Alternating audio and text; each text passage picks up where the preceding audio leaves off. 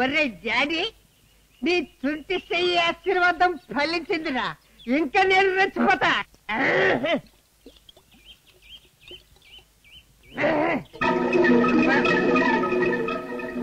ఒళ్ళు గిసగిసలాడేదండి, జత కూడేనండి, మందు బాగా కొట్టేదండి, తెగ ఊగేనండి. శాంతి, శాంతిని కాదు. అరే మందు వేసుకున్నంత మాత్రాన నువ్వు శాంతివి కాదంటే నేను నమ్మేస్తున్నా? నువ్వు శాంతివే, నేను నిన్ను రేప్ చేస్తాను. నీ బాబుకి అల్లుండైపోతాను. నా బాబుని మంత్రి గారికి వ్యంకుణ్ణి చేస్తాను.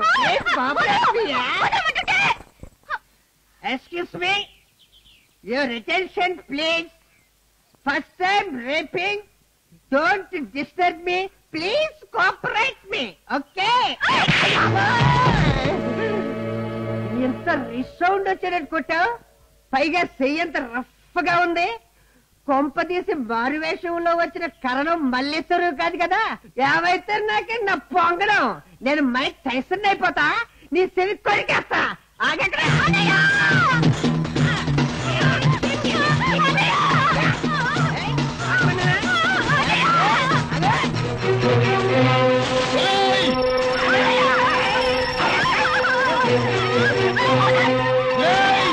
వచ్చారు? Excuse me.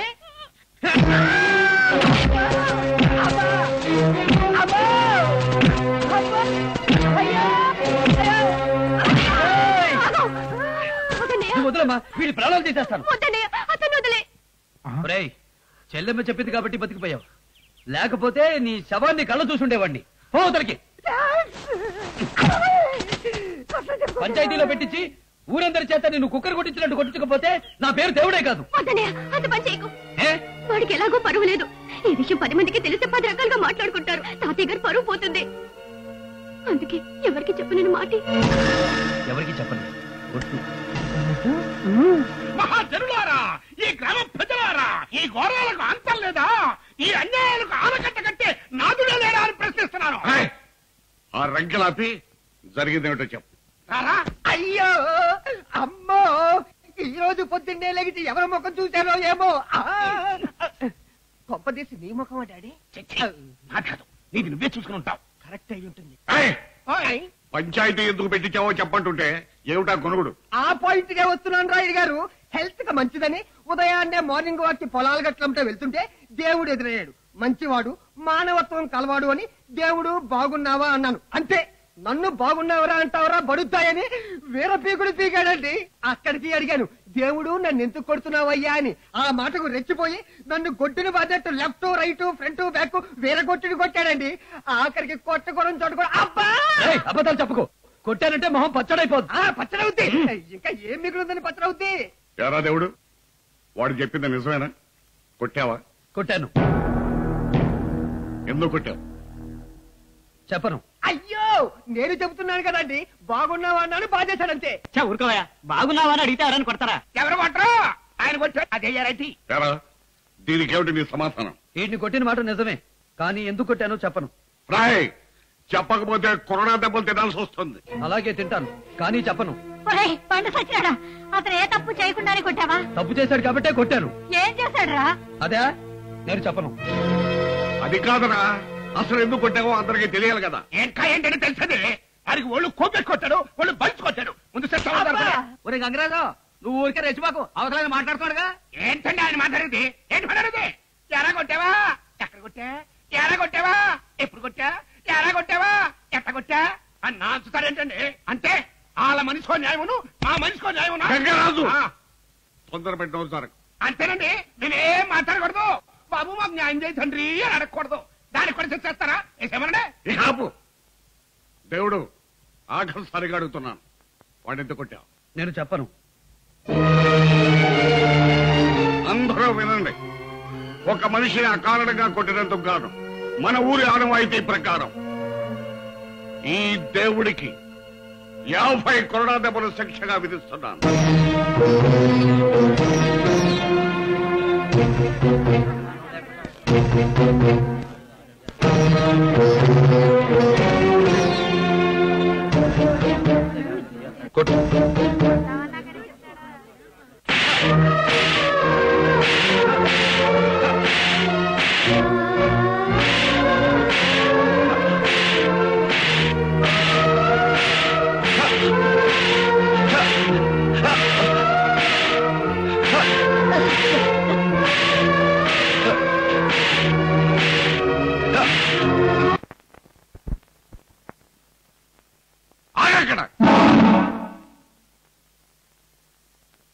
తప్పుడు పనులు చేసిన వాళ్ళు నా గుమ్మలో అడుగు పెట్టారని వీల్లేదు. అసలేంటిది? ఇంటికి వెళ్తే అమ్మ మాట్లాడనంటది, ఇక్కడికి వస్తే నువ్వు లోపలికి రావద్దంటున్నావు. నేనేం తప్పు చేయలేదని చెప్పానుగా. నోర్మై, ఒక మనిషిని గొడ్డును బాధలంటే బాధటం తప్పు కాదు. తప్పు చేసిన వాడిని కొట్టడం తప్పేం కాదు. అయితే వాడు చేసిన తప్పేంటో చెప్పు. నేను చెప్పను. మూర్ఖుడా, ఈ మూర్ఖతమే రా నిన్ను ఇన్ని కొరడా దెబ్బలు తినేటట్టు చేసింది. నిన్ను కొట్టిన ప్రతి దెబ్బ తగిలింది నీకు కాదురా, నీ మీద నేను పెట్టుకున్న నమ్మకానికి, నిన్ను పెంచిన నా పెంపకానికి. ఇప్పటికైనా చెప్పు, వాడు ఎందుకు కొట్టావు? నేను చెప్పను. ఆఖరిసారిగా అడుగుతున్నాను, చెప్తావా లేదా? ఆఖరిసారిగా చెప్తున్నాను, నేను చెప్పను. నువ్వు చెప్పకపోతే ఇక నుంచి నీ మొహం నాకు చూపిస్తుంది. పోబడి. నేనెందుకు పోవాలి? నేను పోను. పోతావా లేదా? నేను పోను. వెంటనే నువ్వు ఇక్కడి నుంచి వెళ్ళకపోతే నేను చచ్చినంత కూడా.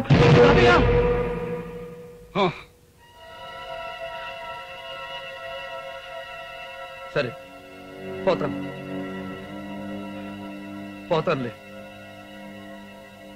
నువ్వు ఆగన్నయ్యా.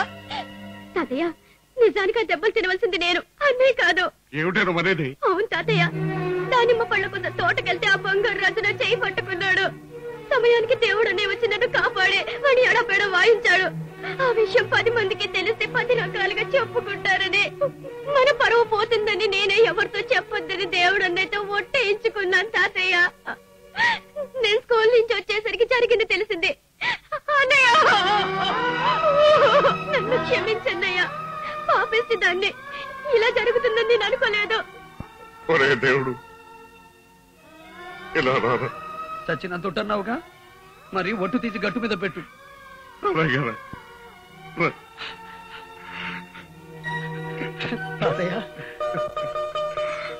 ఏ ముహూర్తాన నీకు నేను దేవుడు అని పేరు పెట్టాను. నిజంగాను దేవుడు వేరా, నిజంగాను దేవుడు వేరా. ఒరే, ఇన్నాడు నేను పోతే తల్లి తండ్రి లేని నా మనవరాల బతికి ఏమవుతుందోనని భయపడేవాడిరా. ఇప్పుడు నాకు భయం లేదురా, నాకు భయం లేదు.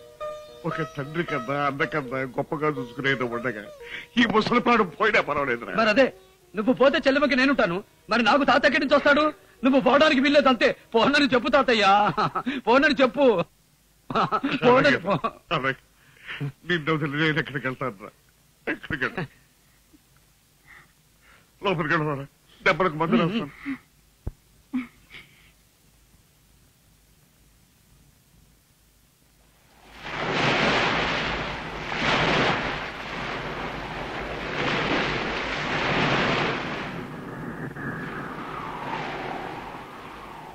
అమ్మాయి గారు, అమ్మాయి గారు,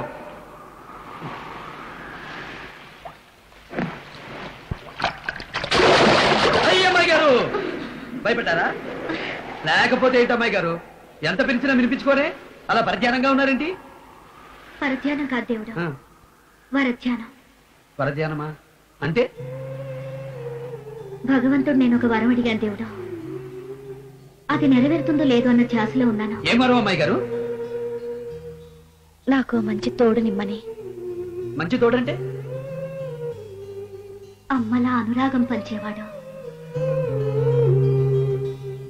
అన్నలా ఆప్యాయతను అందించేవాడు, తండ్రిలా ఆపదల్లో ఆదుకునేవాడు,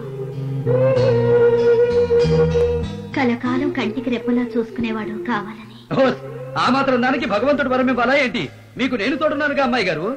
ఇప్పుడైతే నువ్వు ఉన్నావో జీవితాంతం ఉండగలవా? ఎందుకుంటాను? ఉంటాను. నిజంగా ఉంటావా? నిజంగా. ఒట్టు. ఒట్టు. పని చేశాడని మనం కూడా చేయాలంటావా? చెయ్యకపోతే మనమందరం ఎదవల్ల మిగిలిపోతామంటే. అసలు ఆయన మీతో ఏమన్నాడు? నా కూతుర్ని ఇక్కడ ఇడిచెళ్తున్నాను, నన్ను గెలిపించండి, గెలిచిన వెంటనే ఈ ఊరిని ఉద్ధరిస్తాను అన్నాడు కదా. అవును అన్నాడు. మరి ఇప్పుడు గెలిచాడు, పైగా మంత్రి అయ్యాడు. కానీ ఏం చేస్తున్నాడు? మనూరు గురించి మాట్లాడటానికి వెళ్ళిన వాళ్ళని కనీసం పలకరించకపోగా పురుగులు చూసినట్టు చూస్తాడంటండి. మరి వాడికి బుద్ధి చెప్పాలా వద్దా? ఆ మాట నేను కాదంటలేదయ్యా, కానీ వాడిని ఏం చేయాలన్నదే నాకు అర్థం కావటం లేదు. ఇందులో అర్థం కాకపోవడానికి ఏముందండి? మీకు గుర్తుందో లేదో, ఆడు మీతో ఇంకో కూత కూడా కూర్చాడు. ఆడన్న మాట నిలబెట్టుకోలేకపోతే ఆడి కూతుర్ని ఏం చేసినా పర్వాలేదు అన్నాడు కదా. ఇప్పుడు ఆ అమ్మాయికి నున్నగా గుండు కొట్టించి సున్నబొట్లు పెట్టించి గాడి ఎక్కించి ఫోటోలు తీసి దాని పేపర్కి ఎక్కించామనుకోండి, దాంతో పరువు బజార్కి ఎక్కుద్ది, ఇంకో పాలి తప్పుడు పనులు చేయకుండా ఉంటాడు. కరెక్ట్. మా డాడీ ఐడియా అదృష్టం. వెంటనే ఫాలో అయిపోండి. అర్థం లేకుండా మాట్లాడకండి. తండ్రి చేసిన తప్పులకి కూతురుకి అంత పెద్ద శిక్ష. నిజమేనయ్యా గంగరాజు, పాపం అమ్మాయి ఏం తప్పు చేసింది? ఆహా, అయితే ఏం చేయమంటావు బాబు? ఆవిడ గారికి బొట్టెత్తి పట్టుచీర కట్టి పల్లకి ఎక్కిచ్చి ఒహం ఒహం గడి బహం ఒహం అని ఊరేగించమంటావా? మాట్లాడంటాయా? అడేరి పప్పని చేసిన నొక్కనే కాదు, మిమ్మల్ని అందరినీ హోల్సేల్ గా ఈ ఊరు మొత్తాన్ని, ముఖ్యంగా ఈ రాయుడి గారిని. అవునండి రాయుడు గారు, గంగరాజు అన్న దాంట్లో కూడా నిజం లేకపోలేదు. ఈ చుట్టుపక్కల గ్రామాల్లో మీ మాటకున్న గౌరవం నిలబడాలంటే అంత పెద్ద శిక్ష కాకపోయినా మనం ఏదో రకంగా సర్వేశ్వరరావు గుణపాఠం చెప్పాలి. ఇవాళ నన్ను ఆలోచించుకోనివ్వండి. నిర్ణయం రేపు